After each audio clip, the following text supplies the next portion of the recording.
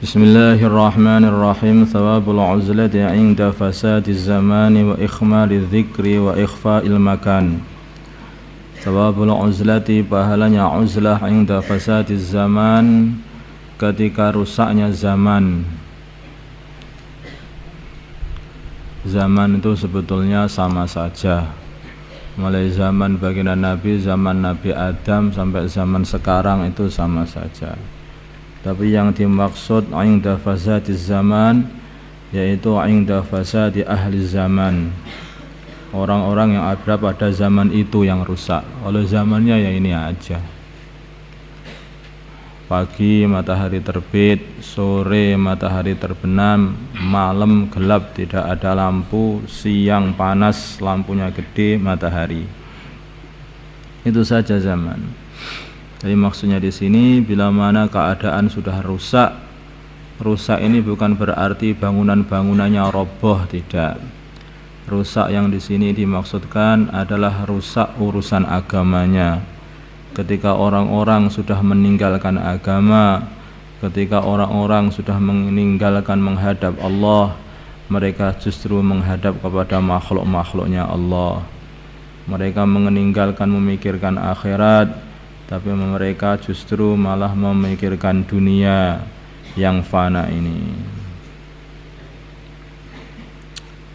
Ini namanya rusaknya zaman. Padahal manusia itu selalu terpengaruh dengan suasana-suasana yang ada di sekitarnya, selalu terpengaruh dengan orang-orang yang ada di sekitarnya, terpengaruh dengan teman-temannya. Itu manusia. Bagaimana kalau zaman sudah dalam keadaan seperti itu? Kita di jalan-jalan ditawari perempuan-perempuan, di pinggir-pinggir jalan banyak perempuan yang nawari kita, bahkan satu matanya dikedipkan kepada kita. Di setiap jalan gambar-gambar itulah dipasang semua di jalan-jalan.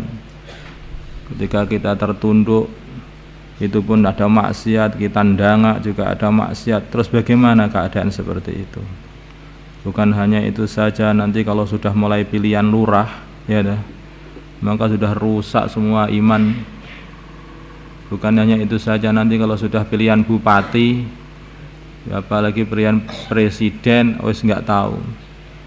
Makanya akan ada, bukan itu saja, bahkan kadang-kadang pilihan urusan di organisasi. Kalau ikut organisasi ada pemilihan-pemilihan, makanya akan saling kafir mengkafirkan, sana kafir, sana Islam, sana kafir semuanya. Pokoknya yang didukung itu adalah walinya Allah, yang tidak didukung itu jadi orang kafir katanya. Allahu Akbar. Namanya rusaknya zaman seperti itu. Manusia mementingkan dirinya sendiri, hanya mencari dunia, tidak ingat akhirat. Seumpama kebanyakan manusia di dunia itu yang diingati akhirat, yang diingati mati, maka semua tidak butuh dengan kekuasaan-kekuasaan yang ada di dunia, tidak butuh kepada harta-harta yang ada di dunia, karena semuanya itu akan sirna akhirnya. Wa ikhfa'il makan, dan menyembunyikan tempat. An Amir bin Sa'ad, dari Amir bin Sa'ad qala, berkata Amir bin Sa'ad, karena adalah Sa'ad bin Abi Waqqas. Sa'ad bin Abi Waqqas ini adalah satu sahabat yang pernah suatu hari dalam satu riwayat hadis yang beliau ini dikatakan oleh baginda Nabi sebagai ahli surga. Baginda Nabi berkata kepada sahabat-sahabatnya, sebentar lagi akan ada ahli surga yang akan datang kepada kalian. Kemudian dinanti-nanti oleh para sahabat, ternyata yang datang adalah Sa'ad ibn Abi Waqqas. Kemudian besoknya lagi baginda Nabi mengatakan, sebentar lagi akan datang seseorang yang dia itu termasuk ahli surga. Ternyata yang datang Sa'ad juga. Sampai 3 kali yang datang adalah Sa'ad. Makanya Abdullah bin Umar telah datang ke rumahnya Sa'ad. Kemudian Abdullah itu minta kepada Sa'ad pengen nginep di rumah beliau. Akhirnya beliau pun nginep di rumahnya Sa'ad. Ketika malam maka Abdullah tidak tidur tapi mengintip amalannya Sa'ad. Apa ini amalan orang ini? Sehingga dikatakan oleh baginda Nabi dia ini akan menjadi ahli surga. Dilihat sholatnya juga biasa-biasa saja, zikirnya juga biasa-biasa saja, hanya tidur saja sepanjang malam. Malam pertama sama saja, malam kedua sama saja, malam ketiga Abdullah bin Umar sudah enggak betah lagi. Wahai Pung, Tuan, wahai Sa'ad, aku datang ke sini bukan mau nginep di rumahmu, tidak. Tapi sebetulnya aku telah mendengar dari baginda Nabi bahwa kamu ini termasuk ahli surga. Maka aku datang ke sini untuk mengintip amalan istimewamu. Apa yang kamu amalkan sebetulnya? Apa yang kamu sembunyikan dari amalan-amalan rahasiamu itu? Maka Sa'ad mengatakan, aku tidak mempunyai amalan rahasia. Aku tidak mempunyai amalan rahasia, ya seperti yang kamu lihat itulah amalanku. Maka akhirnya Abdullah bin Umar pengen pulang ke rumah, tapi Sa'ad memanggil lagi, wahai Abdullah, datanglah ke sini, mungkin ini. Ketahuilah sebelum aku tidur, aku lepaskan semua kebencianku dan dendamku kepada semua orang Islam. Itu amalanku setiap mau tidur. Maka Abdullah mengatakan, inilah rahasia kamu yang tersembunyi. Inilah yang menjadikan kamu menjadi ahli surga yang disaksikan oleh baginda Nabi SAW. Makanya penting itu. Begitu pentingnya orang itu bersih hatinya dari dendam kepada orang Islam, sampai Allah Subhanahu wa taala sampaikan masalah ini, bahkan sampaikan juga caranya doa untuk menjadi orang yang bersih hatinya. Rabbana ighfir lana wa li ikhwanina alladhina sabaquna bil iman wa la taj'al fi qulubina ghillan lil ladzina amanu Rabbana innaka ra'ufur rahim. Itu doanya Allah Subhanahu wa taala ngasih doa ini kepada kita supaya kita bersih hati kita, tidak ada ghil, tidak ada dendam, tidak ada benci kepada orang Islam. Mafhum insyaallah.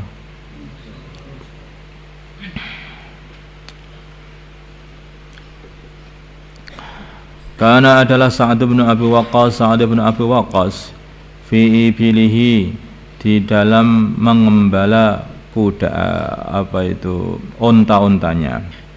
Faja'ahu maka telah mendatangi beliau ibnuhu, anaknya Sa'ad, Umaru, yaitu Umar. Anak Sa'ad itu namanya Umar.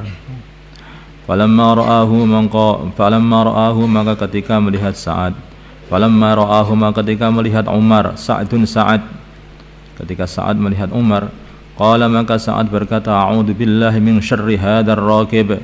A'udzu billahi, aku minta perlindungan dengan Allah, min syarri hadzal raqibi, dari kejahatannya orang yang naik kendaraan yang datang ini.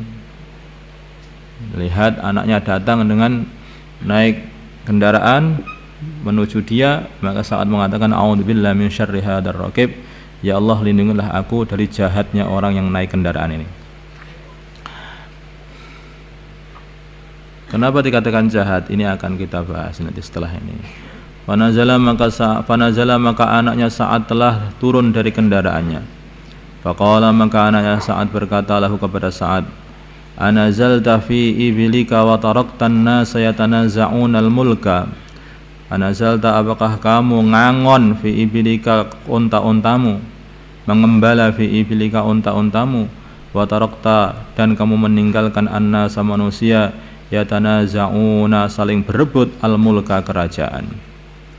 Fadaraba maka telah memukul Sa'dun Sa'ad fi sadrihi, di dalam dadanya anaknya.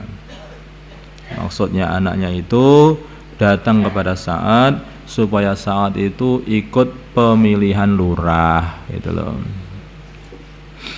Ya, maksudnya ikut-ikut dalam urusan politik pada zaman itu. Mereka ada perselisihan, maka Sa'ad mengatakan Tidak. Bagian hal berkata, makanya saat mengatakan a'udzubillahi min syarri hadzal raqib.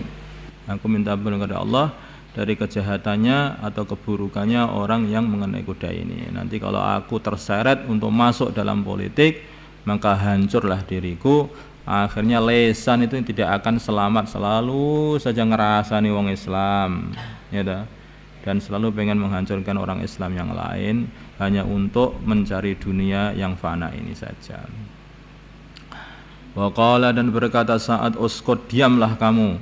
Sami itu aku mendengar Rasulullah sallallahu alaihi wasallam yaqulu, beliau bersabda, innallaha, sungguhnya Allah, yuhibbu, mencintai al-abda, hamba, at-taqiyya, yang bertakwa, al-ghaniyya, yang mengkayakan dirinya. Al-ghani di sini maksudnya mengayakan dirinya, kaya hati. Innal ghina ghinan nafs. Ghina di sini maksudnya adalah kaya hati. Kaya hati itu apa? Hatinya merasa kaya. Kaya itu apa? Kaya itu merasa cukup. Hatinya sudah merasa cukup. Mau dikasih apa-apa? Oh tidak, saya tidak mau. Aku sudah cukup. Dikasih duit 1.000 sama dikasih duit 2.000. 1.000 saja sudah cukup. 2.000 yang lain kasihkan orang lain saja. Nah. Dikasih duit banyak-banyak, tidak, aku cukup untuk beli tempe saja. Nah. Ini kan bisa beli gulai banyak kolesterol, saya tidak mau. Nah, makanya seperti itu. Mahum. Makanya baginda Nabi itu dikatakan bila mana baginda Nabi disuruh milih urusan dunia, maka mesti baginda Nabi memilih yang paling sederhana, yang paling mayar. Bagaimana kalau kamu ditawari 2 telo, satunya telo buleng, yang satunya telo yang masih utuh, milih yang mana? Yang buleng dikasihkan teman saya saja Pak, yang utuh untuk saya. Nah ini pemikirannya itu seperti itu. Tapi enggak, yang buleng untuk saya saja, yang baik-baik untuk teman-teman saya. Saya nanti makannya sedikit, malah justru tidak banyak kentut. Tetapi kalau banyak makan telo yang tidak boleh, makanya banyak kentut sehingga nggak bisa ngaji. Oh begitu pemikiranmu, bagus berarti kamu.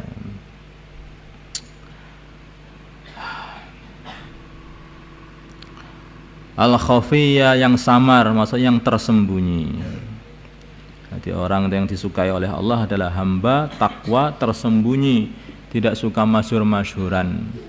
Di dunia kelihatannya sudah orang gelataan, tidak dianggap apa-apa, tapi ternyata di akhirat dia ini menjadi pimpinannya ahli surga. Nah inilah justru makanya pimpinan-pimpinan ahli surga nanti kamu akan kaget sekali. Orang-orang di dunia pemimpin-pemimpin yang gagah-gagah, yang sangar-sangar, disanya ternyata jadi orang yang melas sekali. Untung-untung masuk surga. Tapi kalau nyantol di neraka ya tidak tahu. Justru orang-orang yang kelihatannya melas, pakaiannya sederhana, rumahnya sederhana, makanannya sederhana. Kalaupun istima itu juga tempatnya di tempat yang sederhana, tidak ada tempat-tempat khusus. Ya. Kalaupun dia kumpul dalam satu majelis, maka dia tidak di depan, tapi tidurnya selalu diundurkan, ya mundur sana, kamu itu belum pangkatnya di sini, mundur. Nah, tapi ternyata dia itu adalah raja-raja, bahkan rajanya raja-raja surga sana. Tidak ada yang tahu. Ini urusan ini adalah urusan ghaib. Ini hanya urusan antara seorang hamba dan Tuhannya, dengan Allah Subhanahu wa taala. Yang tahu rahasia itu siapa seperti ini? Yang tahu ya kamu dan Tuhanmu saja. Rawahu Muslim. Wal muradu, dan yang dikehendaki bil ghina, dan ghina di sini adalah ghinan nafsi, yaitu hati merasa cukup. Al qunu, yaitu merasa cukup bima, dengan perkara razaqahu, yang telah merizkikan kepada dia Allah. Qad khafiya, sungguh dia telah bersembunyi fi makanin, di dalam satu tempat. Mu'ridhan, dia itu memalingkan dirinya an ahli zamanihi, dari ahli zamannya. Mukbilan, dia menghadap ala sya'nihi, atas urusan dia dengan Allah Subhanahu wa taala saja. Ini wong suluk, tinggalkan semua urusan dunia, tinggalkan keluarga, seperti orang khurut juga, tinggalkan keluarga, tinggalkan makanan-makanan yang ada di rumahnya, semua pekerjaan ditinggalkan, menghadap Allah Subhanahu wa taala, zikir manteng madhep, nutup kabeh babakan hawa sanga. Mata ditutup, irung ditutup, cangkem ditutup, kuping ditutup, kabeh ditutup. Menghadap zat yang satu, Allah Subhanahu wa taala, dengan zikir ataupun dengan yaitu mendakwahkan agama. Ya, orang seperti ini yang makbul di sisi Allah, orang yang seperti ini. Tapi kalau orang hidupnya mosang-masing, orang itu ya dunia ya akhirat, habis dagang-dagang kayak gini ini ya, itu ya wallahu a'lam, semoga saja selamat. Orang itu ya bisa jadi ini, jadi pejabat, juga jadi begini, jadi pejabat tapi juga jadi wali. Jadi wali yang jadi pejabat, pejabat yang jadi wali. Oh, monggo silahkan. Tapi jarang sekali orang yang selamat seperti itu. Yang selamat bagaimana? Ya ini, uzlah. Tapi para ulama mengatakan uzlah pada zaman sekarang ini adalah uzlah bukan meninggalkan total begitu, tapi yang uzlah dengan urusan-urusan manusia. Di sana ada masalah, aku gak ngerti masalah-masalah, sing ngerti pokoknya kapan pengeluaran jamaah, kuwi piro jamaah sing metu. Di sini uzlah. Di sana itu ada masalah, itu katanya ini ada Amerika begini, sing Uni Soviet begini, Rusia begini, si ada Eropa, ada enggak, wallahu a'lam. Saya tidak ngerti itu. Yang saya tahu satu saja, besok itu malam istima, saya mau berangkat dan saya mau keluar 4 bulan. Nah, itu seperti itu. Sudah pokoknya ditutup semua lubang-lubang dia yang 9 itu, satu saja, yaitu bagaimana bisa menghadap Allah. Wa an Ibnu Umar radhiyallahu taala anhuma, Abdullah bin Umar. Abdullah bin Umar ini termasuk salah satu di antara 4 orang yang jadi ulama pada zamannya sahabat, zamannya baginda Nabi. Abdullah bin Umar. Banyak ada terkenal dengan Abadilah. Orang-orang alim yang namanya Abdullah, ada 4 orang. Abdullah bin Umar, Abdullah bin Abbas, Abdullah bin Amr bin As, sama Abdullah bin Zubair. Ya, Abdullah bin Zubair. Ada 4 orang. Mereka dikatakan sebagai Abadillah. Ini Abdullah bin Umar, yang mana beliau ini selalu pekerjaannya itu sukanya meniti-niti athar-athar bekas-bekasnya baginda Nabi alaihissalatu wassalam. Ketika baginda Nabi tidur di satu tempat, qailulah di satu tempat, maka dia juga tidur di tempat situ. Ketika baginda Nabi pernah membelokkan kendaraannya untuk qada'ul hajah, maka beliau pun juga ikut ke situ. Selalu mengikuti apa yang pernah diamalkan oleh baginda Nabi alaihissalam. Ini pekerjaannya Abdullah bin Umar. Abdullah bin Umar ini mempunyai satu murid. Di antaranya muridnya adalah Nafi'. Nafi' ini sebetulnya budaknya Abdullah bin Umar. Yang mana Nafi' ini adalah gurunya Imam Malik ibnu Anas.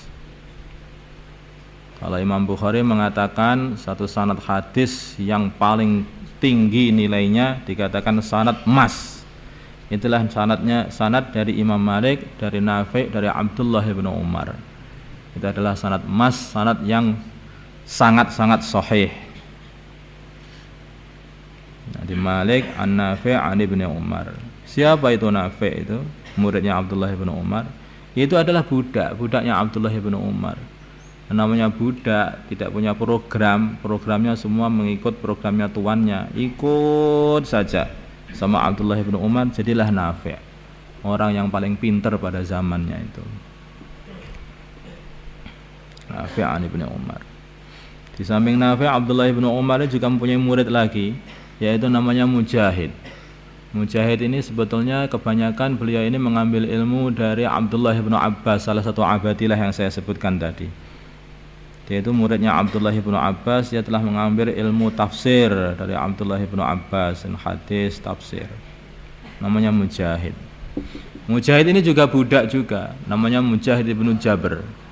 Mujahid ibnu Jabr maula Saibah ibnu Abi Saibah, itu Mujahid Al-Mahzumi. Maka dikatakan Mujahid Al-Mahzumi, sebetulnya bukan Al-Mahzumi, dia itu sebetulnya orang ajam yang diambil sebagai budak oleh keluarganya, ya, Saibah ibnu Abi Saibah. Kemudian dia telah berguru kepada Abdullah bin Abbas dan akhirnya menjadi orang yang sangat pintar. Kalau kamu membaca kitab-kitab tafsir tidak akan kelewat mesti kata-katanya Mujahid. Abdullah bin Abbas, ya, Abdullah bin Abbas, Abdullah bin Umar. Maksud di antara gurunya Mujahid selain Abdullah bin Umar adalah Abu Hurairah. Masuk Abu Hurairah.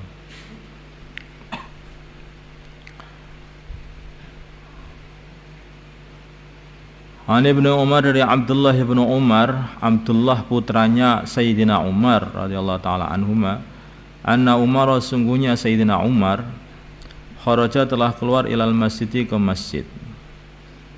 Fawajada, maka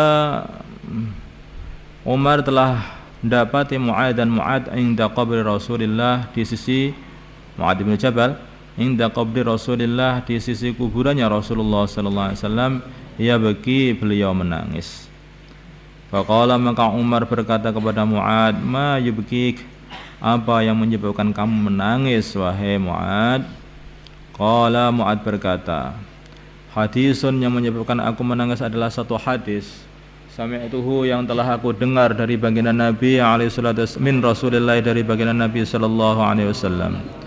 Qala, baginda Nabi berkata, al-yasiru minar riya'i syirkun.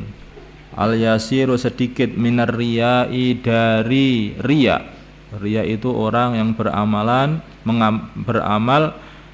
bertujuan atau kecampuran niat untuk dipamerkan kepada orang lain.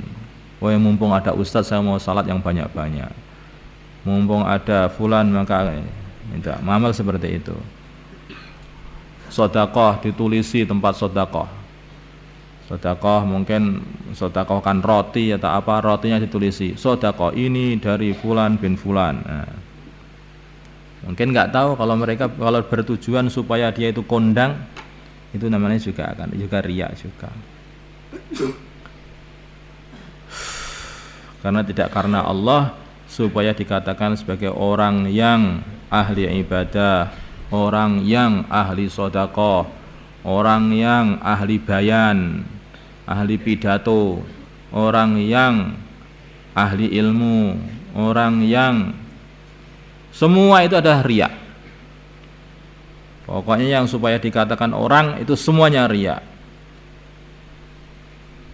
Makanya mengatakan al-yasiru minar riya'i syirkun, sedikit dari riya itu adalah syirik. Hanya syirik ini yang dimaksud syirik adalah syirkun khafi. Syirkun khafi adalah syirkun asghar, ya, syirik kecil, syirik yang tidak menjadikan seseorang keluar dari millah, dari agama, tetapi syirik juga. Nah, ini berbahaya. Wa man, barang siapa ada yang memusuhi aulia Allah, wali-walinya Allah. Wali-walinya Allah itu siapa? Wali-walinya Allah itu ya orang-orang yang beriman secara umum, dan tersembunyi orang-orang khusus di antara orang-orang yang beriman kita tidak tahu.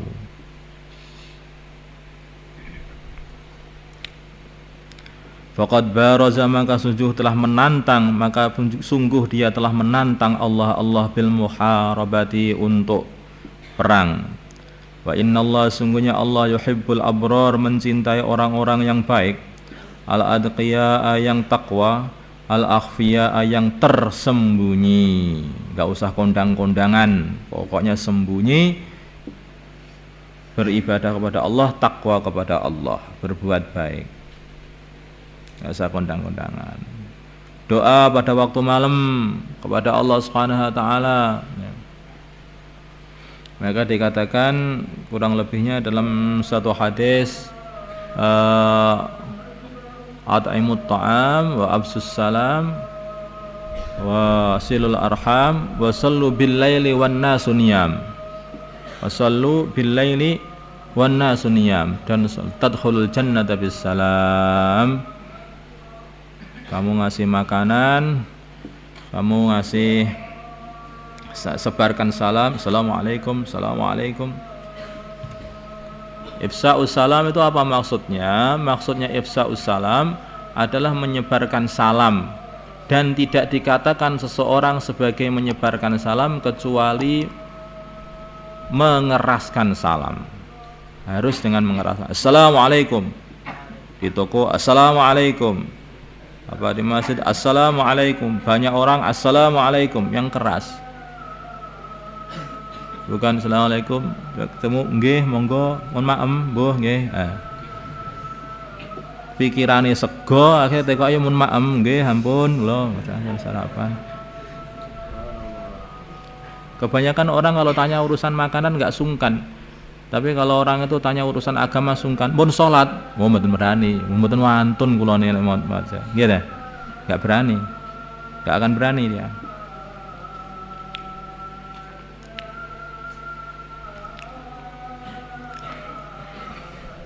Kemudian sallu bil laili wan nasu niyam. Kenapa dikatakan seperti ini? Karena bila mana orang-orang itu sedang tidur, kemudian kamu salat menghadap Allah Subhanahu wa taala, maka itu akan lebih menjauhkan dirimu dari riya, yaitu syirik tadi. Lebih ikhlas. Kecuali kamu tangiskan dengan nangis yang keras-keras supaya orang yang tidur sekitar kamu biar bangun semua mendengarkan tangisanmu. Lah ya enggak tahu kalau begitu. Mungkin sengaja biar dikatakan kamu jadi wali. Ada juga orang seperti itu. Faqad baraza wa yuhibbul abrar adqa al-akhfiya alladziina, yaitu orang-orang in ghabu, kalau mereka tidak ada, lam yuftaqadu, maka mereka tidak dicari. Kalau enggak ada, ya enggak dicari, enggak direwes. Wa in hadaru, kalau mereka datang, lam yu'rafu, mereka tidak dikenal. Kalau datang juga enggak dikenal, memang bukan orang yang terkenal. Kalau enggak ada, ya enggak dicari, lah mereka dianggap saja wujuduhu ka'adamihi. Tapi kamu banggalah dengan bila mana kamu keadaannya seperti itu. Kamu justru bangga, alhamdulillah, aku ini termasuk orang yang wujuduhu ka'adamihi. Ketoke pancen ning donya ya aku ki gak digawe ngene iki.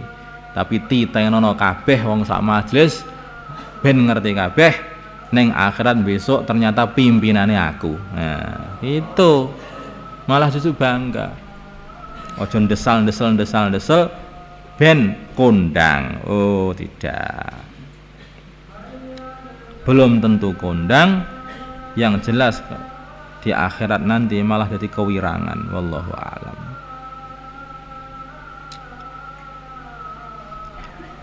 Wa in hadaru lam yu'rafu qulubuhum, hati-hati mereka masabihul huda, pelita-pelita petunjuk.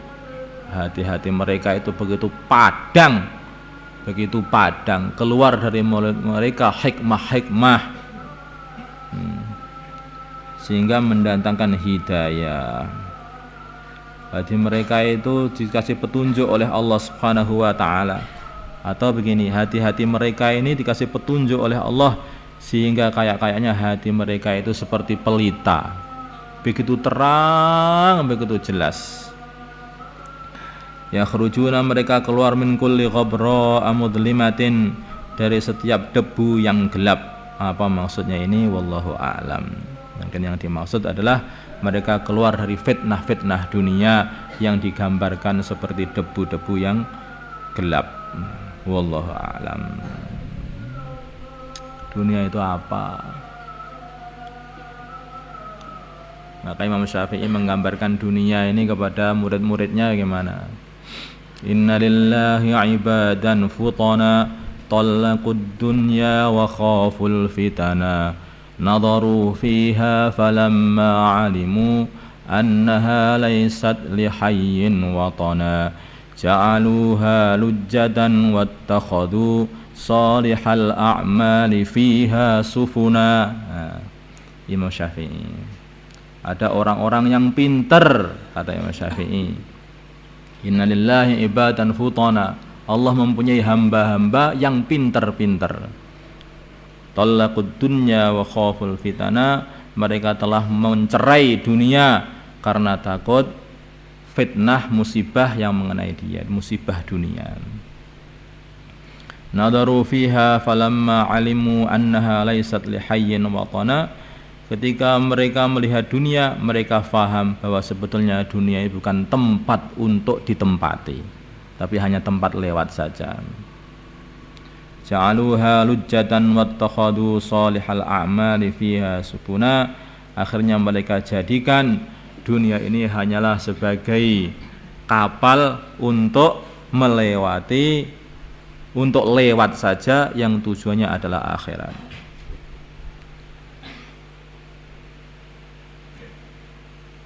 Jadi sebagai apa itu, dunia ini dijadikan seperti lautan, kemudian dia itu naik amalan solehnya, dijadikan amalan soleh itu sebagai kapal untuk melewati dunia sehingga dia sampai akhirat, sampai tujuan yaitu surganya Allah Subhanahu wa taala.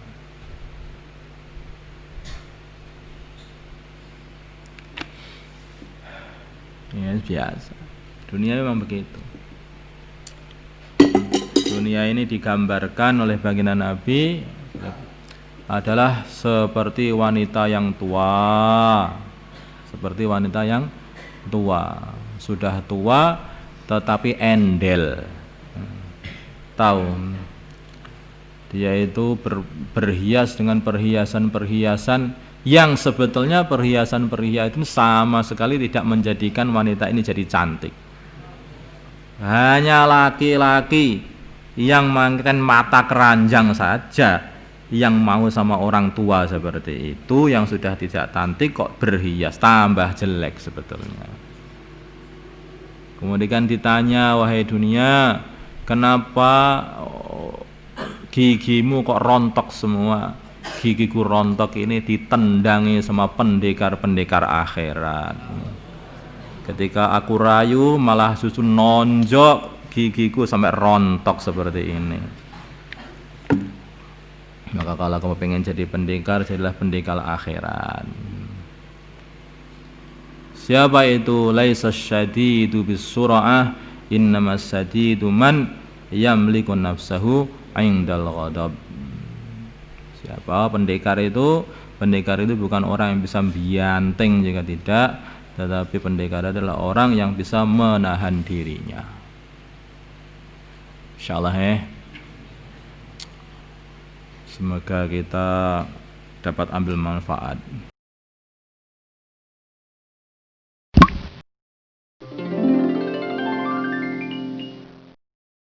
Allah